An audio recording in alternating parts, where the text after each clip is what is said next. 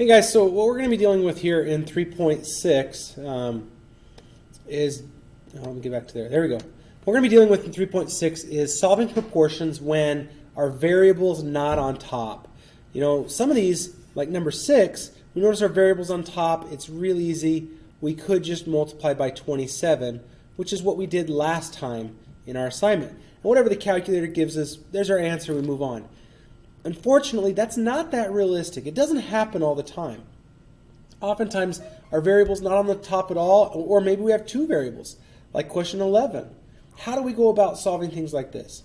There is a default way that we can go about solving all of these so that they're always solved the same way. The way we're going to do that is what's called cross multiplication.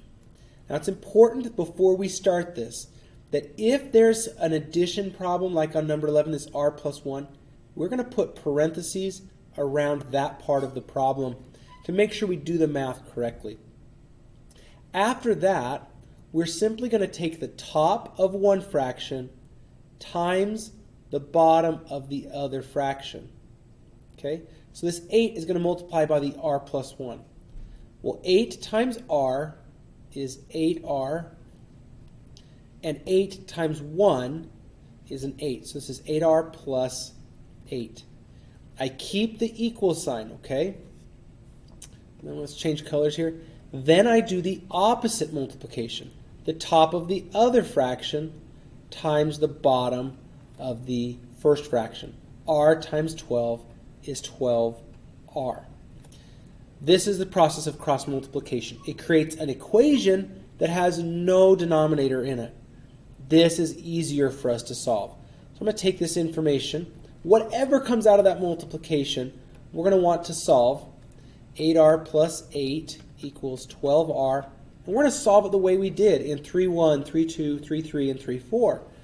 We notice that there's an r here and here. I need to get those on the same side of the equal sign. The way I'll do that is by moving the 8r by subtraction. I'm going to subtract my 8r. On the left, that will cancel. I'll get 8 equals 12r minus 8r is 4r.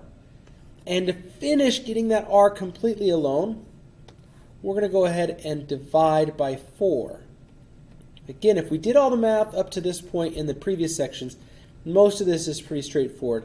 It's just that new step of cross multiplication. We end up with r equals 2. Again, you'll notice sometimes that there's maybe two sets of parentheses that have to be done. Okay, 8 times that parentheses, 6 times that parentheses, and we put an equal sign between them. Be careful to make sure you distribute properly there.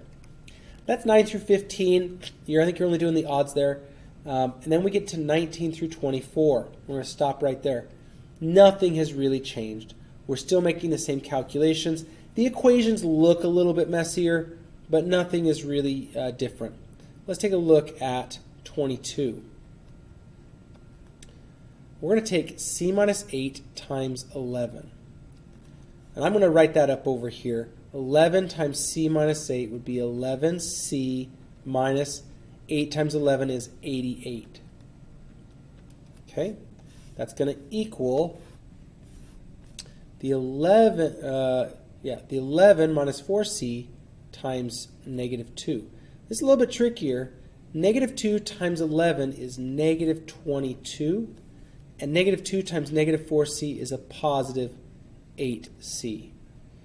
We want to move our c's to the same side and our numbers to the other. I'm going to go ahead and subtract 8c in order to get 3c minus 88 equals negative 22. I now need to move the 88 over, so I'm going to add 88. That should give me 3c equals 66. And to finish, I divide by 3. This will give me that c is 22. And there we go. That's it. Okay. Good luck. I'll see you in class. Come with your questions. Join me on Teams if you have some questions that I can answer. Yeah, let me know what I can do to help you. Good luck.